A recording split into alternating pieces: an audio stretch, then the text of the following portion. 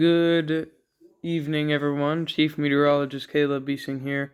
I just want to say, I know we're still on break for the start of the school year, but this video is just a quick test and a remaster of our old emergency alert systems, and I just want to get it tested before the school year starts, so you can be prepared, and if any weather alerts come up, those can just pop up like that.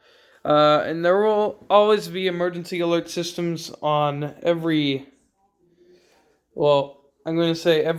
new version of a weather alert during a severe weather day, during the school year and every other time. So, yeah, you're going to see it for...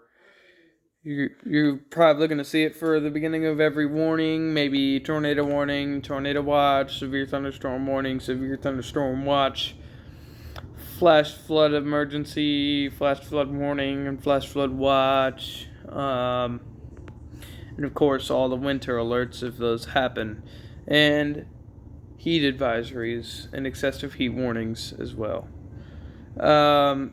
So you will always hear the emergency alert tone at the beginning of every severe weather